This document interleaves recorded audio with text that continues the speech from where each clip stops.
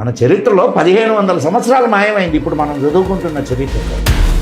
ఈ చరిత్రను ఎక్స్ప్లోర్ చేసే సమయంలో మొదటగా ఆశ్చర్యం, అద్భుతం అనిపించిన సంఘటన ఏమిటి? అమ్మా, నేను తిరిగాను, almost all over the India తిరిగానమ్మా. నాకు ధ్వంసమైనటువంటి ఆలయాలు,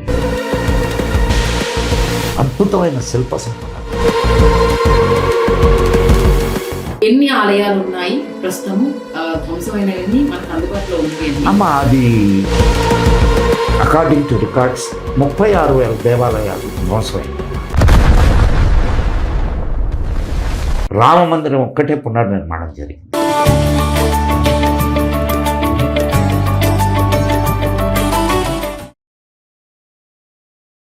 అంటే చాలా మంది మీరు అన్నదానికి ఏం చెప్తారంటే, అప్పుడు ఆ పోరాటంలో హిందూ ముస్లిం అందరూ ఏకమయ్యారు కాబట్టి మనకు స్వాతంత్రం వచ్చింది. అవును, ఓకే, నమ్ముదాం దాన్ని నమ్ముదాం. హిందూ ముస్లిం ఏకమయ్యారు కాబట్టి వచ్చింది. ఏకమయ్యారు కాబట్టి వచ్చినప్పుడు ఆ స్వాతంత్రాన్ని కాపాడుకోవాలన్నా, దేశ విభజన మాకు, మా ముస్లింలు మేము పోరాడాం కాబట్టి మాకు విభజించి ఇవ్వండి అని అడగాలనా? విభజించి తీసుకున్నారుగా, దానికి ప్రతిఫలమే కదా. మేము స్వాతంత్రం కోసం పోరాడాం కాబట్టి మాకు మా ప్రతిఫలం మాకు ఇవ్వండి అని కదా తీసుకున్నారు పాకిస్తాన్ని.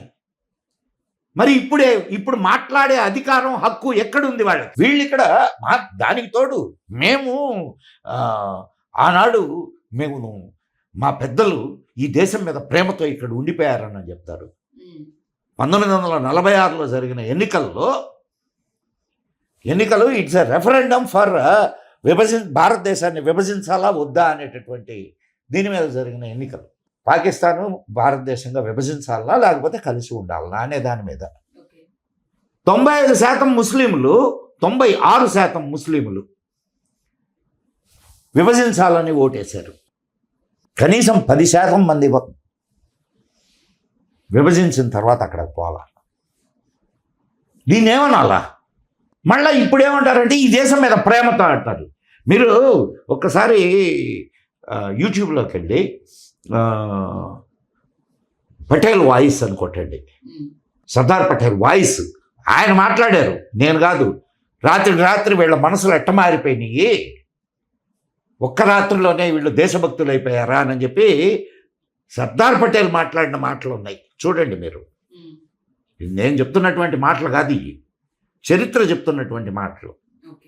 అప్పుడే కొందరు గుర్తించారు ఈ అంశాన్ని. అప్పుడే అందరికీ తెలుసు. కానీ నెహ్రూ యొక్క కుతంత్రం వలన భారతదేశం ఇటు తయారైంది. Nehru is not a Hindu. ఆయన చెప్పుకున్నాడు by choice I'm a Hindu అని. ఒక్కసారి గూగుల్లోకి వెళ్ళి గియాసుద్దీన్ గాజీ అని కొట్టండి, ఎవరి చరిత్ర వస్తుందో చూడండి. దానికి చాలా తార్కాణాలు ఉన్నాయి, చారిత్రకమైనటువంటి ప్రూఫ్స్ కూడా ఉన్నాయి, నెహ్రూ రాసినటువంటి లేఖలు ఉన్నాయి. అండ్ ఇందిరాగాంధీ సమయంలో జరిగినటువంటి కొన్ని సంఘటనలు ఉన్నాయి. నెహ్రూ చెల్లెలు ఆమె రాసినటువంటి కొన్ని లేఖలు ఉన్నాయి. అవన్నీ ప్రింటెడ్. నేనేమి నా సొంత విషయాలు ఏం చెప్పట్లే. వీటన్నిటి ఆధారంగానే వారు ఎవరు అనేది తెలుస్తుంది. ఈరోజు కూడా ముస్లింలు గంపగుత్తగా కాంగ్రెస్ని ఎందుకు గెలిపిస్తున్నారు, ఓట్లేస్తున్నారు? కారణం ఇది, మూలం అక్కడుంది. మరి ఆనాడు కూడా స్వాతంత్రం వచ్చిన తర్వాత కూడా హిందువుల కోసం ఏమన్నా పని చేశారా? రామ మందిరాన్ని వ్యతిరేకించాడు. అండ్ మన గుజరాత్లో సోమనాథ ఆలయాన్ని వ్యతిరేకించాడు. మన కాశీ శివాలయానికి అడ్డుపడ్డాడు. ఇంకా ఏం చేసినట్టు హిందువులకి? అండ్ ఆలోచించాడు అంటే హిందువుల్ని కట్టడి చేయడానికి అప్పుడు హిందువుల్లో బహుభార్యాత్వం ఉండేది. మనకు బహుభార్యాత్వం లేదని కాదు, ఉంది. కానీ ఎక్కువ శాతం మంది పరిస్థితులకు అనుగుణంగా, ఇప్పుడు ఏదైనా ఆరోగ్య సమస్య ఉంది, లేదా బిడ్డలు కలగడం లేదు, అటువంటి పరిస్థితుల్లోనే పెళ్లి చేసుకునేవాళ్ళు తప్ప కామం కోసం పెళ్లి చేసుకునేవాళ్ళు కాదు. సో బహుభార్యాత్వం అనేది మనకు భారతీయులకు ఉన్నది. రైట్, అది మంచిదా కాదా అనేది అట్ట ప్రక్కన పెడితే మీకు వాళ్ళకి బహుభార్యాత్వం ఉంది, ఇస్లాంలో కూడా బహుభార్యాత్వం ఉంది. ఈ రెండింటినీ మనం ఏం చేసాం, హిందూ కోడ్ బిల్ తీసుకొని వచ్చి హిందువులకు బహుభార్యాత్వం లేదు, ఒకటే భార్యతో ఉండాలా అని తీసుకొని వచ్చారు. మంచిదే, దాన్ని నేను చెడు అని చెప్పట్లేదు, ఎందుకంటే శ్రీరామచంద్రుడు మనకు ఆదర్శం కాబట్టి అది మంచిదే.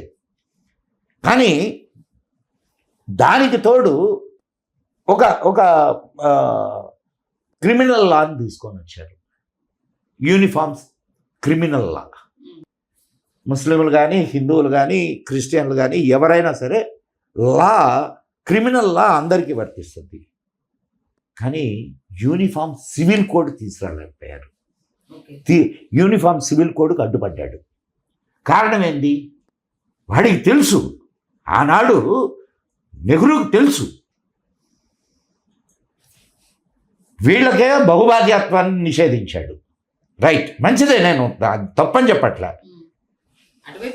అటువైపు కూడా చేయాలిగా, చేయలేదుగా. వాడు ఎంతమందిని అంటే అంతమందిని పెళ్లి చేసుకోవచ్చు, ఎంతమందిని అంటే అంతమందిని కానొచ్చు, వదిలేయచ్చు, అయిపోతుంది. సరే, వాళ్ళ సాంప్రదాయం అది, దాన్ని. కానీ నువ్వు చేసిన పని ఏంది, నిన్ను కట్టడి చేసి ఒకడిని వదిలేయడం వల్ల ఇక్కడ డెమోగ్రఫికల్ చేంజెస్ వస్తాయి. పోనీ ఇంకా చాలా జరిగినాయి అమ్మా, చాలా జరిగినాయి. ఎనిమీ ప్రాపర్టీ అని అంటారు, విన్నావా ఎప్పుడైనా ఈ పేరు? Enemy property. ఇక్కడి నుంచి పాకిస్తాన్ వెళ్ళిపోయినటువంటి వాళ్ళ ఆస్తుల్ని ఎనిమీ ప్రాపర్టీగా డిక్లేర్ చేస్తారు. అక్కడి నుంచి ఇక్కడికి వచ్చిన హిందువులు ఉన్నారు కదా, వాళ్ళకి ఆ ప్రాపర్టీస్ ఇవ్వాలి. ఎనిమీ ప్రాపర్టీస్ అన్నిటినీ వక్ఫ్ ప్రాపర్టీస్గా చేశారు. ఇప్పటికీ ఇది మాది అని చెప్పడానికి అదే కదా కారణం. చూడండి ఎంత దుర్మార్గమైనటువంటి ఆలోచన. ఒకడొచ్చి అసలు వక్ఫ్ బోర్డు అనేది ఏ మన ఇస్లామిక్ కంట్రీస్లో లేదు, భారతదేశంలో వక్ఫ్ బోర్డు ఎవరు చేసింది? నెహ్రూ. పోనీ అక్కడి నుంచి తర్వాత వచ్చినటువంటి వాళ్ళు దానికి అమెండ్మెంట్స్, ఏలు ఎక్కడ పెడితే భారతదేశపు పటం మీద ఏలు ఎక్కడ పెడితే అది వక్ఫ్. నీ దేవాలయాల ఆస్తులు కాజేస్తారు. తమిళనాడులో ఒక గ్రామాన్ని వక్ఫ్ బోర్డుగా డిక్లేర్ చేశారు. దాంట్లో కొన్ని వేల సంవత్సరాల నుంచి ఉన్నటువంటి టెంపుల్ ఉంది. టెంపుల్ కూడా వక్ఫ్ ఆస్తి. ఏం చేయాలి వీళ్ళని? సిగ్గుందా? హిందువులకు సిగ్గుందా? మళ్ళీ ఇట్టటోళ్ళనే ఓట్లేసి గెలిపిస్తారు. ఇప్పుడు ఎవరు మనకు పని చేస్తారు, ఎవరు మన ధర్మానికి నిలబడతారు అనేటటువంటి ఆలోచన లేకుండా మనం తాత్కాలికమైనటువంటి ఫెసిలిటీస్ కోసం, లేకపోతే తాత్కాలికంగా ఏదో మందో బిర్యానో ఇంకోటో ఇస్తే 500 1000 ఇస్తే దాంతో నువ్వు ఓటేస్తున్నావే, అది నీ ధర్మానికి చేటు అని తెలిసినప్పుడు ఎందుకు నువ్వు వాళ్ళని అడ్డుకోలేకపోతున్నావు? ధర్మద్రోహం కదా అది. తర్వాత నీకే చెడుపు వస్తుంది. అయ్యో నాకు ఇబ్బంది వచ్చింది అని అంటే నువ్వు చేసుకున్నదే. ఇప్పటికీ అంటే మా దేవుడు ముందు అంటే మా దేవుడు ముందు, మీ దేవుడు పుట్టడం కంటే మా దేవుడు పుట్టాడు అంటూ కూడా మొన్న రీసెంట్ కూడా ఒక్క మాట చెప్తాను నేనమ్మా. ఏకం సత్ విప్రా బహుదా వదంతి అని చెప్పి మన వాళ్ళు చెప్తారు. అంటే ఉన్నది ఒకటే సత్యం, అనేకులు అనేక రకాలుగా దాన్ని వర్ణిస్తారు అని భారతదేశం ఏకేశ్వరోపాసనని ఇచ్చేసింది. వాళ్ళు కూడా ఏకేశ్వరోపాసనే. ఎవరు? ఇస్లాంలో కూడా ఏకేశ్వరోపాసనే. వాళ్ళేం బహుదేవతారాధన కాదు, మనది ఏకేశ్వరోపాసనే.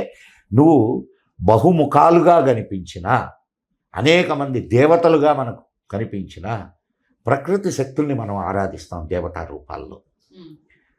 ఏ శక్తిని నువ్వు ఆరాధించినా అది ఆ పరమాత్ముణ్ణి ఆరాధించడమే, అవును. అంతే తప్ప ఈ పర్టికులర్ శక్తిని అని కాదు.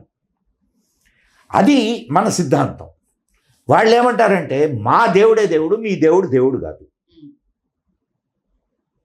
ఇప్పుడు దేవుడు వేరే అయిపోలా.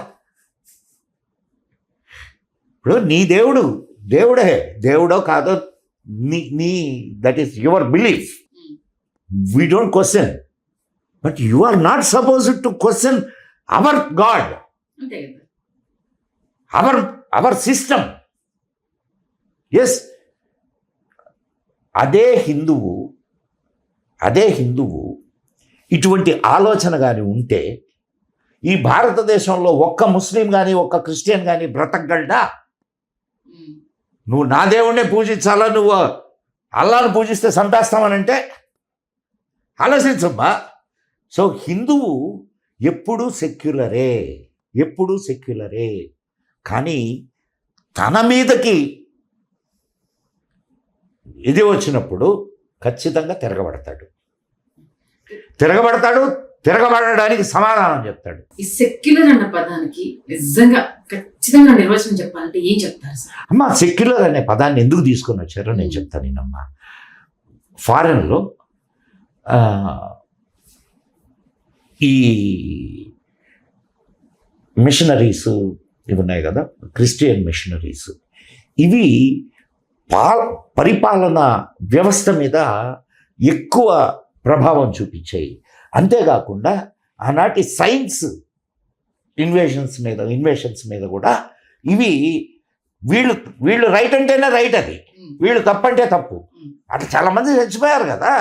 ఇది సూర్యకేంద్రక సిద్ధాంతాన్ని ప్రతిపాదించినటువంటి వాళ్ళని రాళ్లతో కొట్టి మరీ చంపారు. సో అందుకని ఫారెన్ పీపుల్ ఏం చేశారు అని అంటే ఈ క్రిస్టియన్ మిషనరీస్ని దూరంగా ఉంచడానికి సెక్యులర్ అనే పదాన్ని పెట్టి ప్రభుత్వాలకు మీకు సంబంధం లేదు, మీ మత ప్రచారం మీరు చేసుకోండి, ప్రభుత్వం సెక్యులర్గా ఉంటుంది అని క్రిస్టియన్ ఇదిని పెట్టారు. ఇప్పుడు భారతదేశంలోకి దాన్ని ఎట్లా తీసుకొని వచ్చారంటే సెక్యులర్ అనగానే అన్ని మతాలు సమానమే అన్న అర్థంలోకి తీసుకొని వచ్చారు. అది ఒక్క క్రిస్టియన్లకు మాత్రమే వర్తించే పదం వాళ్ళు తీసుకొని వచ్చింది, సెక్యులరిజం అనేది. ఏది వాళ్ళు తీసుకొచ్చింది, ఆ పదాన్ని తీసుకొచ్చింది, దాన్ని ఇక్కడికి అందరికీ అప్లై చేసి మన మీద ముసుగేశారు. చాలా సందర్భాల్లో అసలు వాడుతూ ఉంటారు. ఎక్కడ అదే ఇది దాని ఆరిజిన్ ఇది. ఓకే, అంటే చొరబడ్డానికి భారతదేశం అనేది ఈజీ వే. ఏది తీసుకొచ్చినా పాపం వాళ్ళు రిసీవ్ చేసుకుంటారు, వీళ్ళని మనం మభ్య పెట్టవచ్చు. ప్రతి ఒక్కరి మభ్య పెట్టడానికి ఇప్పుడు వాళ్ళ ఫెసిలిటీ కోసం ఆ పదాన్ని స్టేట్ చేశారు. వాళ్ళ ఫెసిలిటీ కోసం ఆ పదాన్ని తీసుకొని వచ్చి ఇక్కడ పెట్టి ఇక్కడ ఉండే ఇప్పుడు ఒక విషయం మా సంధ్య, ఒక దేశంలో వాళ్ళ పరిస్థితులు, వాళ్ళ పాలనా విధానాలు, వాళ్ళ యొక్క ఆచార విచారాలు ఇవన్నీ వాళ్ళ దీన్ని బట్టి వాళ్ళు దాన్ని ఖాయం చేశారు.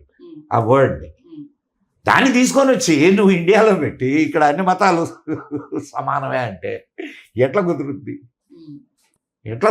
అది ఒక్క క్రిస్టియానిటీకి మాత్రమే సంబంధించినటువంటి వర్డ్. నువ్వు చూడు, కావాలంటే నేను చెప్పడం కాదు, అర్థం చూడు. విన్నాను, అందుకోసమనే ఒకసారి లోతుల్లోకి వెళ్ళి మీ ద్వారా తెలియజెప్పాలన్నట్టుగా చాలా రకాలుగా విన్నాను. అసలు క్లారిటీ లేదు. This is the word itself is a bias word. అంటే it's nowhere related to your India. మన చరిత్రను తొక్కుపెట్టడానికి స్కూల్ దశ ఒకప్పుడు, అంటే పాత పురాణ కథల్లో మీరు చెప్పినట్టు సినిమాల్లో చూసినప్పుడు ఒక ఊరు ఒక వేద పాఠశాల, కొంత వయసు దాటిన తర్వాత ఎవరినైనా సరే ఆ వేద పాఠశాలలో వేయడము, మన వేదాలకు సంబంధించి మన జీవన విధానానికి సంబంధించి ఆ గురుకులాల్లో విద్యను నేర్పించడం అనేది వినడం జరిగింది. ఆ గురుకులాల్లో ఆ వేద పాఠశాల దగ్గర స్టార్ట్ అయిన జర్నీ ఇప్పుడు ఇంత రూపాంతరం చెందడానికి, ఇన్ని వేరియేషన్స్ రావడానికి ప్రధాన కారణం ఏంటి? ఏం లేదమ్మా, బ్రిటిష్ వాళ్ళు మొట్టమొదట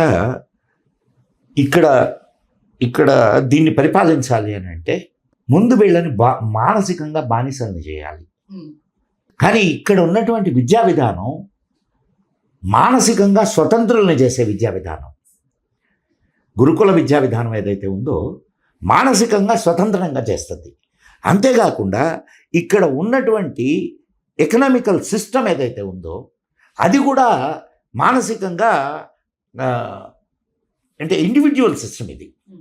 నీకు ఒక చిన్న ఉదాహరణ చెప్తాను, అంటే నీకు అర్థం కావడానికి. ఒక గ్రామం ఉంది, ఇప్పుడు ఇక్కడ మనకు చేనేతలు దొరుకుతాయి కదా. ఒక గ్రామం తీసుకుంటే ఆ గ్రామంలో చేనేతలు ప్రసిద్ధి, అందరూ నేతన్నలు. నేత నేయడానికి ఒక చీర బయటకు రావడానికి ఎన్ని సెగ్మెంట్స్ ఉంటాయి? అవును. దారం తీసే దగ్గర నుంచి రంగద్దడం, మగ్గం మీదకి రావడము, ఆ మగ్గంలో మళ్ళీ దాన్ని ఏ రకంగా రూపకల్పన డిజైన్ చేయడము, అక్కడి నుంచి దాన్ని తయారైనటువంటి సరుకుని మార్కెట్కి తీసుకురావడం, ఇన్ని వ్యవస్థలు ఒక్క చీర తయారు చేయడం మీద ఆధారపడి ఉన్నాయి. ఈ వ్యవస్థలన్నీ కూడా ఇండివిజువల్. బాగా ఆలోచించు, ఈ వ్యవస్థలన్నీ ఇండివిజువల్. నీది ఒక కార్ఖానా అమ్మాయి, నీ ఇల్లు దారం చేసే కార్ఖానా. దారం తయారు చేయడం నీ ఇంటి పని. నీకు ఇష్టం వచ్చినప్పుడు దారం చేస్తావు, నీకు అవసరమైనప్పుడు దారం చేస్తావు, నీకు టైం ఉన్నప్పుడు దారం చేస్తావు. అర్థమైందా? అవతల వాడికి అవసరాన్ని బట్టి నువ్వు దారం తయారు చేస్తావు. ఎందుకంటే నేతన్న నాకు ఇదిగో ఇంత దారం కావాలా అని అంటే అంత దారం తయారు చేయడానికి నీకు కావాల్సిన సమయాన్ని నువ్వు ఉపయోగిస్తావు. నువ్వు కావాల్సిన ఇంట్లో ఎంతమంది ఉన్నారో అంతమంది పనిచేస్తారు. నీకు ఇష్టం లేదు, మూసుకొని కూర్చుంటావు. సో ఇక్కడ నీ స్వాతంత్రం ఏమన్నా హరించబడిందా? లేదు.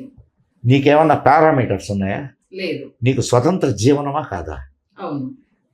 మరి స్వతంత్ర జీవనానికి అడ్డు తగిలితే నువ్వు పోరాడవా? ఖచ్చితంగా.